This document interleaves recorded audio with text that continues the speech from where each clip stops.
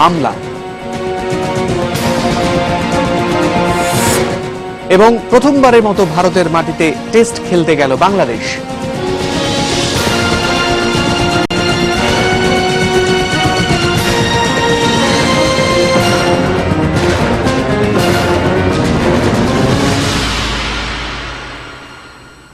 News আওয়ারে সবাইকে আরো একবার স্বাগত জানাচ্ছি। আপনারা শিরোনাম শুনছিলেন, আমরা পরবর্তী খবরে চলে যাচ্ছি। রাষ্ট্রপতির গঠন করা সার্চ কমিটি মেনে নিয়েছে বলেই তাদের কাছে নির্বাচন কমিশনারদের নামের তালিকা জমা দিয়েছে বিএনপি। সচিবালয়ে আজ বাণিজ্যমন্ত্রী তোফায়েল আহমেদ কথা বলেন। এর আগে তিনি মেট্রোপলিটন চেম্বারে নবনির্বাচিত নেতাদের সঙ্গে বৈঠক করে তাদের বিভিন্ন সমস্যা ও দাবি দাওয়া শোনেন। বাণিজ্যমন্ত্রী তাদের সমস্যা সমাধানের আশ্বাস দেন। বাংলাদেশ এখন রাজনৈতিকভাবে সবচেয়ে স্থিতিশীল অবস্থায় আছে মন্তব্য করেন তিনি। বলেন 2019 সালের নির্বাচন বর্তমান সরকারের অধীনেই হবে।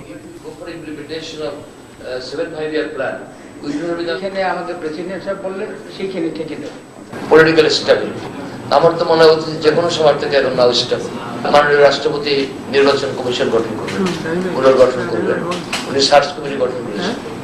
যদিও বিএনপি প্রথম সার্চ কমিটির নানা রকম মন্তব্য করেছেন, কিন্তু সার্চ কমিটির নাম প্রস্তাব আকারে পেশ করে তারা এই সার্চ কমিটি তারা মেনে নিয়েছে। মানে তাদের কোনো আপত্তি থাকলে তার নাম দিত না। I don't trust this search committee. Then how should I give the name? তারা যখন নাম দিয়েছে সার্চ কমিটির কাছে, তার মানে এই সার্চ কমিটি তাদের মনোভূত হয়েছে। এদিকে বিনিয়োগ বান্ধব পরিবেশ নিশ্চিত করে দেশের বিনিয়োগ বাড়াতে কয়েকটি আইনের পরিবর্তন এবং সংশোধন জরুরি বলে মনে করেন আইনমন্ত্রী অ্যাডভোকেট আনিসুল হক। দুপুরে সচিবালয়ে বাংলাদেশ বিনিয়োগ উন্নয়ন কর্তৃপক্ষের নির্বাহী চেয়ারম্যান কাজী মোহাম্মদ আমিনুল ইসলামের সঙ্গে বৈঠক শেষে সাংবাদিকদের এই তথ্য জানান তিনি। সংস্থার পক্ষ থেকে আইনমন্ত্রীর কাছে আইনগত বিভিন্ন জটিলতার কথা তুলে ধরা হয়। আইনমন্ত্রী জানান customs act, company act, contract act, arbitration act এবং ইনসলভেন্সি অ্যাক্ট সংশোধন ও পরিমার্জনের চিন্তা ভাবনা করা হচ্ছে। বিনিয়োগ উন্নয়ন কর্তৃপক্ষ শিগগিরই এ ব্যাপারে সুপারিশ দেবে বলেও জানান আইনমন্ত্রী। আগামী সংসদ অধিবেশনে এসব আইন পাশের জন্য উত্থাপন করা হবে বলেও জানান মন্ত্রী।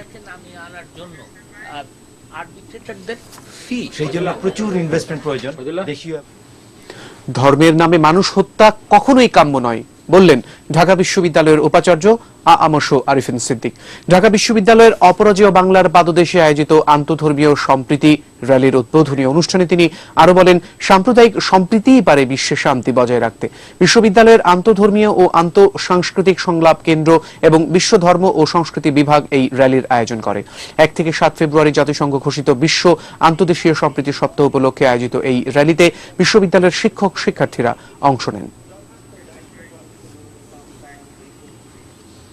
পরিচিত কোনো নাম্বার থেকে সন্দেহজনক কোনো ফোন বা SMS এলেও পরিচিত বা পরিচয় নিশ্চিত না হয়ে কোনো ধরনের ব্যক্তিগত তথ্য বা অর্থ লেনদেন না করার পরামর্শ দিয়েছে র্যাব।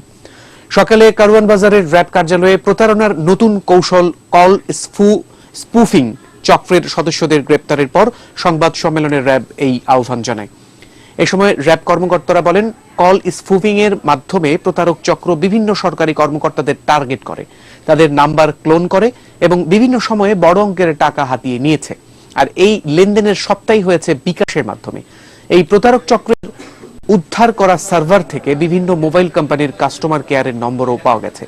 এছাড়া প্রতারক চক্রের ব্যবহৃত বেশ কিছু মোবাইল ফোন, সিম, ল্যাপটপ সহ নগদ টাকা উদ্ধার করেছে র্যাব।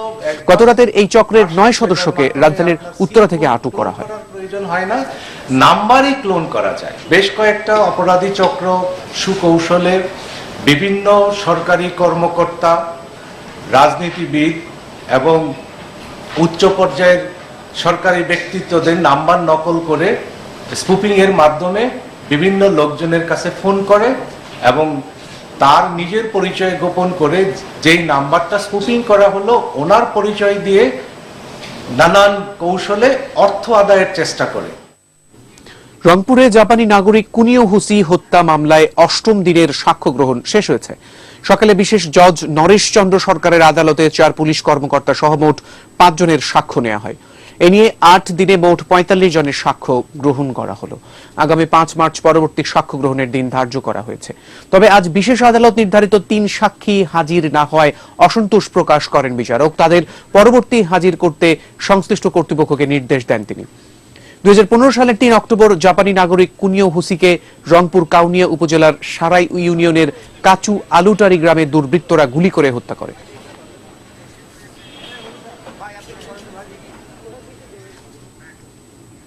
SIBL বাণিজ্য সংবাদ।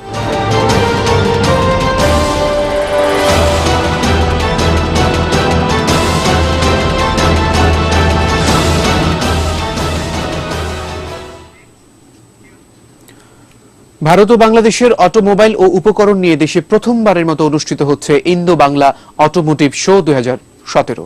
সকালে রাজধানীর আন্তর্জাতিক